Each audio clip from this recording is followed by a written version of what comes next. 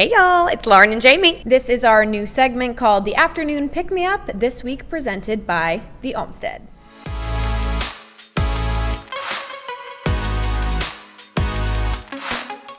All right, y'all, that is right. This is the afternoon pick-me-up. We're going to be doing this every single week to get you out of that mid-afternoon slump. It's 3 o'clock and you feel like taking a nap. We're here with a quick, short, fun segment for you guys. And this week we're going to be reading some questions that y'all submitted to us and answering them rapid-fire style. Yeah, we're excited about these. We read through them before, so thank you for your submissions. Thank you so much. So let's get into it.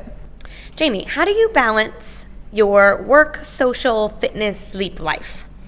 I genuinely think you have to make a conscious effort for all of this, especially when it comes to working out. It is so easy to be like, oh, I don't have time today or something, but you really need to get up for that 6 a.m. class. If you want to get it done, you just got to get up. Designating time for friends, for family, for work, everything. We both love planners.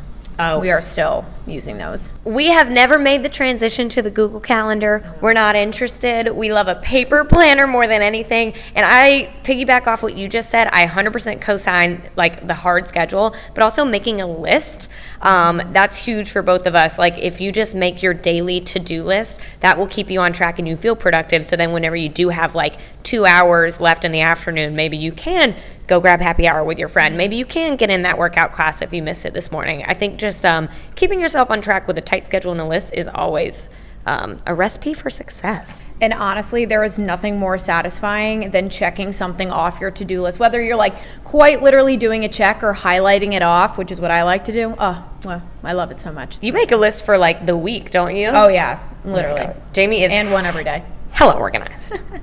What's it been like to podcast full time? It's been great. It's been really cool. It's so good. I feel like we've kind of become creative again, where for a little while we didn't feel as creative, and now we have a lot more time to do the things that we want to be doing.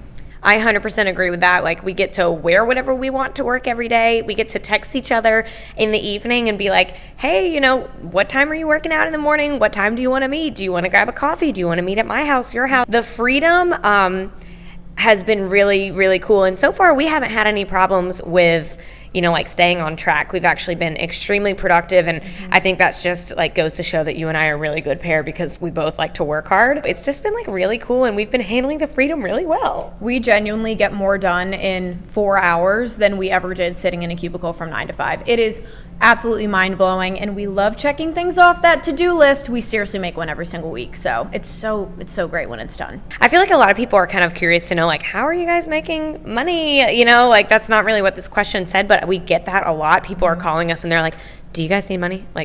Are you okay? Do you need help? We're good. We treated this exactly like any other business. We made a partnership agreement, a business plan. We found an investor to guarantee that we can pay our bills while we, get our company off the ground. And so that's just been really cool to kind of see me and Jamie's entrepreneurial side kind of come out. I feel like it's always been in us. It has.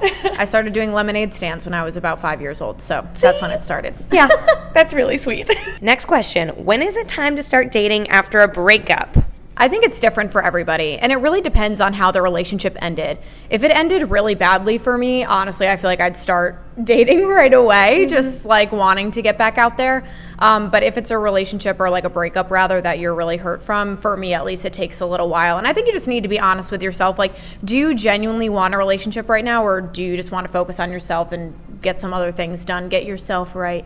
Yep. I think there's no harm in quickly starting to go on some, first dates, as long as you're communicating with whoever you're going out with. If you go on 6-7 dates with someone and in your gut that you're not quite ready for a real relationship, I think you just have to be honest with the other person so they aren't expecting that. But I think a couple first dates, harmless. Get back out there, get your confidence back up, and just feel it out. Yeah, do your thing. Ooh, Jamie will be great at this question. What are the best places to travel in your 20s? So I actually studied abroad in college. It was really fun. Europe is the craziest place in the world. It is so beautiful, and every place that you do go to visit in Europe is so unbelievably different. I lived in Rome for 5 months, and Italy is just going to take the cake for me. Every place in Italy, whether you're in Tuscany or you go to Venice or you're in Rome, just every single place in Italy is so freaking beautiful. It seems like everyone's having their Italian summer this summer, and I'm living for it. I know. We gotta go. Gotta go get on a gondola. Yes. I have not been out of the country except for like on a cruise. So I got my national travelers. I got you. I think New York City is a great one to do while you're young. I've done LA before. That one is a great one to do while you're young. I definitely think Savannah, especially if you like to party, come see us in the hostess city. It's great. New Orleans is a good one. Nashville was really fun. I went there whenever I was like 21 a lot of times, and it was a blast. And then if you're a mountain girly like me, Asheville is a really, really fun place. If you like beer and you like the outdoors, that's like on my frequent flyer list. I go there a lot. What are our favorite drinks right now? Ooh, my drink of the summer has been a tequila club with a splash of pineapple. Even if you don't really like sweets, it is more so refreshing than sweet. She has had me try that before, and it's really good. The pineapple is like very refreshing, very summery. I'm still on an espresso martini kick. If it's nighttime, I really like to start my night with an espresso martini. Jamie's also recently gotten me on red wine. I've been a rosé and white wine girl, but now I've been tiptoeing into cab, and it's been lovely. I've also, beer-wise, been loving Yukio by Three Taverns Brewing. It's really good. It's like a rice lager that's super light and refreshing. And I also want to plug something that I've been drinking from Starbucks. It's not alcoholic, obviously, but I've been getting the brown sugar oat milk shaken espresso, and I've been adding just one single teeny pump of white chocolate.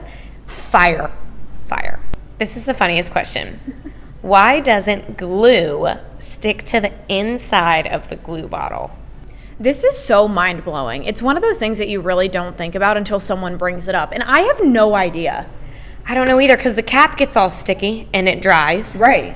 So how does the inside not dry? But over time, if you leave glue in there, it does dry up. Does it? Yeah. It's got to be an oxygen thing, like limited oxygen. Maybe once you open the container and let that oxygen in, then you have a solid, month to use it. You better get to crafting.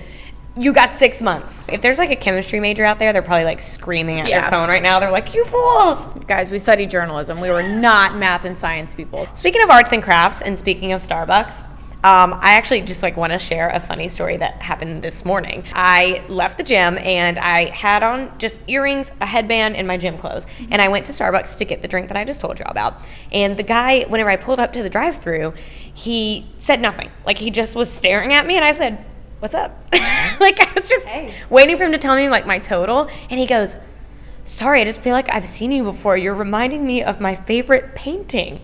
And I literally said, I'm a work of art. And then I was like, I need to leave here right now. I can never come to the Starbucks ever again. His face was like, he said it's something with a girl who wears one pearl earring. But it just made my day. I was like, thank you. And then I ruined it by calling myself a work of art. So maybe I'll be taking a break from my Starbucks drink. That's the afternoon pick-me-up, you guys. We'll do this every single week. Sometimes we'll be sharing what we're watching on Netflix. Sometimes we'll be sharing our favorite Amazon products. I mean, literally anything. But keep your questions coming. Keep your ideas coming. We're here to get you out of that afternoon slump every week. Yeah, and thank you again to the Olmsted for supporting this first episode of the afternoon pick-me-up. The Olmsted is literally the most amazing and beautiful apartment complex in Savannah. It is in the heart of downtown Savannah. This is just their parlor room that we're in. It's literally the prettiest place ever. They got a gorgeous pool. So follow them on socials. We'll plug everything below. We'll see y'all next Wednesday. See you next week. Bye, y'all.